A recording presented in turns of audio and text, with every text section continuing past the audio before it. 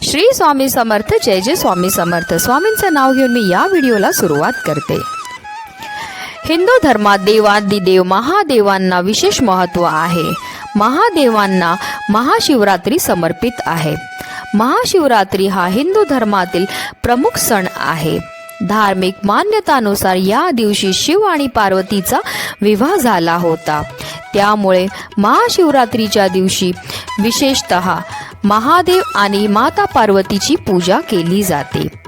महाशिवरात्रीच्या दिवशी पृथ्वीवरील सर्व शिवलिंगांमध्ये महादेवांचा वास असतो.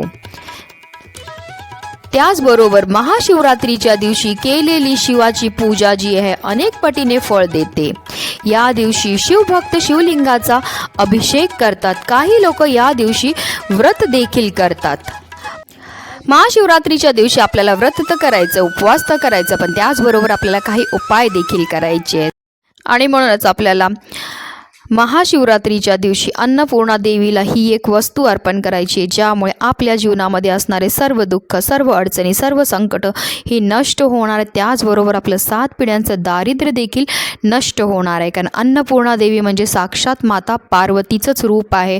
आणि महाशिवरात्रीच्या दिवशी महादेवांबरोबर माता पार्वतीची ही पूजा केली जाते. आणि म्हणूनच आपल्याला हा प्रभावी उपाय किंवा ह्याला सेवासुद्धा म्हणू शकतात, जी प्रत्येकाने महाशिवरात्रीच्या दिवशी अन्नपूर्णा मातेची करायची. त्याबद्दल सविस्तर माहिती मी तुम्हाला या व्हिडिओमध्ये देणार आहे, तर व्हिडिओ पूर्ण पहा. आणि जर तुम्ही माझ्या चॅनलवर नवीन असतील तर चॅनलला सबस्क्राईब करा आणि शेजारी बेल आयकॉनसुद्धा प्रेस करा, जेणेकरून तुम्हाला माझ्या नवनवीन व्हिडिओचं नोटिफिकेशन हे मिळत राहील. पंचांगानुसार माघ महिन्यातील कृष्ण पक्षातील चतुर्दशी तिथी 8 मार्च रोजी रात्री 9:57 सुरू होईल आणि दुसऱ्या दिवशी म्हणजे 9 मार्चला संध्याकाळी 6:17 समाप्त होईल. प्रदोष काळ भगवान शिवांच्या उपासनेला विशेष महत्त्व आहे. त्यामुळे महाशिवरात्रीचा हा सण जो आहे तो 8 मार्च रोजी साजरा केला जाईल. माता पार्वतीला भगवान शिव यांना प्राप्त करण्यासाठी कठोर तपश्चर्या करावी लागली आणि महाशिवरात्रीच्या दिवशी माता पार्वतीची ही तपश्चर्या सफल झाली. यानंतर त्यांचा विवाह भगवान शंकराशी झाला. अखंड सौभाग्य प्राप्तीसाठी महिला महाशिवरात्रीचे व्रत हे आवर्जून करतात. महाशिवरात्रीच्या दिवशी ब्रह्ममुहूर्तावर उठून भगवान शिव आणि माता पार्वतीला स्मरण करून पूजेचा संकल्प करावा. यानंतर गंगाजळ जे आहे त्या आंघोळीच्या पाण्यामध्ये मिसळून त्या पाण्याने आपल्याला स्नान करायचे आहे. स्नान झाल्यानंतर आपल्याला सूर्यदेवाला अर्घ्य अर्पण करायचं आहे आणि त्यानंतर आपल्याला पूजेची तयारीही करायची आहे. आपल्याला एक पाटावर लाल कपडा पसरवायचा आहे आणि त्यावर माता पार्वती आणि भगवान शंकराची मूर्तीची स्थापना करायची आहे. यानंतर भगवान शंकराला कच्चे दूध किंवा गंगाजलाने अभिषेक करायचा आहे. यानंतर पंचोपचार करून भगवान शिव आणि माता पार्वतीला विधीनुसार अभिषेक करायचा आहे. भांग, धतुरा, फळे, मदारीची पाने, बेलपत्र इत्यादी भगवान शंकरांना आपल्याला अर्पण करायची आहे. तसेच शिवचालिसाचे पठण किंवा शिवस्तोत्राचे पठण देखील करायचे आहे. महाशिवरात्रीच्या दिवशी एकादशी सारखा उपवास केला जातो. उपवासाच्या पहिल्या दिवशी भगवान शंकराची आराधना करून फराळ केला जातो. तर दुसऱ्या दिवशी महादेवांची आराधना करून गोडधोडाचा नैवेद्य करून उपवास हा सोडला जातो. महाशिवरात्रीच्या दिवशी अन्नपूर्णा देवीच्या पूजेला सुद्धा खूपच महत्त्व आहे. कारण अन्नपूर्णा माता म्हणजे साक्षात माता पार्वती आहे आणि महाशिवरात्रीच्या दिवशी माता पार्वतीची पूजा ही आवर्जून केली जाते. हिंदू धर्मात देवी अन्नपूर्णाला विशेष स्थान आहे. अन्नपूर्णा मातेची अन्नाची देवी म्हणून पूजा केली जाते. देवी अन्नपूर्णाच्या आशीर्वादाने कुटुंबातील सदस्यांना अन्न मिळतं. जो भक्त खऱ्या श्रद्धेने अन्नपूर्णा देवीची आराधना करतो त्याचं घर कायम धनधान्याने भरलेलं राहतं. अन्नपूर्णा देवी अन्न, सौभाग्य आणि संपत्तीची देवी मानली जाते. आपल्याकडे लग्न झाल्यानंतर मुलीच्या हातामध्ये अन्नपूर्णा देवीची मूर्ती देण्याची प्रथा आहे. याचा अर्थ असा होतो की ती मुलगी ज्या नवीन घरात जाईल त्या घरात देवी अन्नपूर्णेच्या रूपाने धन धान्याची संपन्नता व्हावी. देवी पार्वती ही अन्नपूर्णाचं रूप घेऊन ह्या पृथ्वीवर अवतरली होती आणि जर आपण महाशिवरात्रीच्या दिवशी अन्नपूर्णा मातेची पूजा केली तर आपल्या जीवनामध्ये कायम सुख समृद्धी ऐश्वर हे टिकून राहणार आहे.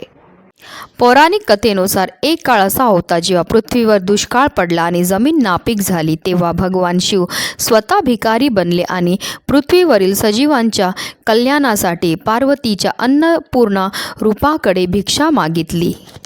भगवान शिवाने माता अन्नपूर्णेकडे भिक्षा मागितली आणि ते अन्न घेऊन पृथ्वीवर गेले. पृथ्वी जगात भगवान शिवाने मागितलेले अन्न भिक्षा म्हणून वाटले आणि पुन्हा एकदा पृथ्वी जग संपत्ती आणि धान्याने समृद्ध झाले. या दिवसानंतर पृथ्वीवर अन्नपूर्णा जयंती साजरी होऊ लागली. आणि म्हणूनच आपल्याला महादेवांबरोबर माता अन्नपूर्णेची सुद्धा महाशिवरात्रीच्या दिवशी पूजाही करायची आहे. महाशिवरात्रीच्या दिवशी आपल्याला सकाळी लवकर उठायचं आहे, स्नान करायची आहे आणि आपली देवपूजाही करून घ्यायची आणि त्यानंतर आपल्याला अन्नपूर्णा मातेला एका तामणामध्ये घ्यायचं आणि तिच्यावर 11 पळी आपल्याला जलाभिषेक करायचा. प्रत्येक पळी पाणी अर्पण करताना आपल्याला ओम श्री अन्नपूर्णाय नमः, ओम श्री अन्नपूर्णाय नमः या मंत्राचा जप करत करत 11 पळी पाणी हे अन्नपूर्णा मातेवर अर्पण करायचं आहे. अभिषेक करून झाल्यानंतर आपल्याला अन्नपूर्णा मातेला स्वच्छ पुसून घ्यायचं. त्यानंतर एक तामण घ्यायचं आहे आणि त्या तामणावर आपल्याला कुंकवाने स्वास्तिक हे काढायचं आणि त्या स्वास्तिकवर जे आहे आपल्याला अन्नपूर्णा मातेच्या मूर्तीला ठेवायचे. तिला हळद कुंकू अक्षता अर्पण करायचे आणि त्यानंतर तिच्यावर जी आपल्याला वस्तू जी आपल्याला अन्नपूर्णा मातेवर अर्पण करायची ते म्हणजे तांदूळ. आपल्याला काय करायचं आहे, एक वाटीवर तांदूळ घ्यायचे आणि त्याच्यामध्ये थोडंसं हळद आणि कुंकू टाकून जे आपल्याला त्या तांदळाला जे लाल आणि पिवळे असे करून घ्यायचे आहेत आणि आपल्याला हे जे तांदूळ आहेत ते अन्नपूर्णा मातेवर अर्पण करायचे. पण ते अर्पण करायची पण एक विशिष्ट पद्धत आहे. ज्या रीतीने आपण कुंकुमार्चन करतो त्या रीतीने हे तांदूळ आपल्याला अर्पण करायचे आहेत. म्हणजे आपला अंगठा, त्याचबरोबर आपलं मधलं बोट आणि आपल्या करंगळीच्या शेजारचं जे बोट त्याला अनामिका म्हणतात. ह्या 3 बोटाने आपल्याला अन्नपूर्णा मातेवर पायापासून डोक्यापर्यंत तुम्हाला तांदूळ हे अर्पण करायचे. प्रत्येक वेळेस तुम्ही तांदूळ अर्पण करतील तेव्हा ओम श्री अन्नपूर्णाय नमः, ओम श्री अन्नपूर्णाय नमः या मंत्राचा जप करत करत आपल्याला तांदूळ हे अर्पण करायचे. कितपर्यंत आपल्याला तांदूळ अर्पण करायचे की ते तांदूळ तिच्या खांद्यापर्यंत येतील तेवढे आपल्याला अन्नपूर्णा मातेवर तांदूळ हे अर्पण करायचे आहेत. त्यानंतर आपल्याला आपल्या स्वयंपाकघरामध्ये जी आपली गॅसची शेगडी असते त्याचीसुद्धा ह्या महाशिवरात्रीच्या दिवशी पूजा करायची आहे. त्या गॅसच्या शेगडीवर आपल्याला हळद कुंकूने स्वास्तिक काढायचं आहे. त्या स्वास्तिकला हळद कुंकू अक्षदा अर्पण करायच्या, धूप दीप अगरबत्ती दाखवून घ्यायची आहे आणि ही जी अन्नपूर्णा मातेची जी मूर्ती आहे जिच्यावर आपण ह्या सेवा केलेल्या आहेत ती आपल्याला आपल्या स्वयंपाकघरामध्ये ठेवायची आहे. कारण स्वयंपाकघरामध्ये अन्नपूर्णा मातेचा वास हा असतो.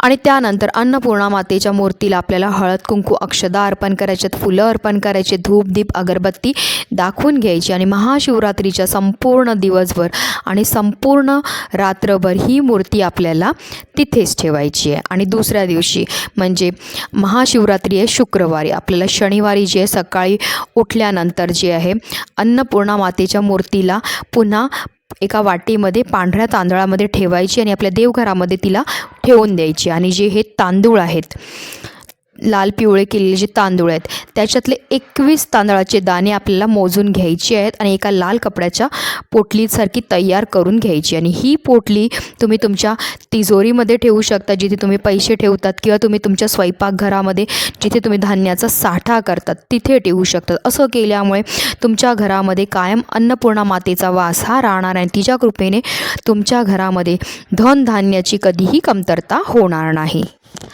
आणि उरलेले जे तांदूळ आहेत ते आपल्याला एका डब्यामध्ये भरून ठेवायचे. जेव्हा पण तुमच्या घरामध्ये कोणतं शुभ कार्य असेल, पूजा असेल किंवा एखादं लग्न असेल तेव्हा तुम्ही हे तांदूळ त्या कार्यामध्ये वापरू शकता. तर अशा रीतीने हा उपाय जो आहे आपल्याला महाशिवरात्रीच्या दिवशी करायचा आहे. कारण महाशिवरात्रीच्या दिवशी माता पार्वती आणि महादेवांची पूजा ही केली जाते आणि अन्नपूर्णा माता म्हणजे साक्षात माता पार्वतीचंच रूप आहे.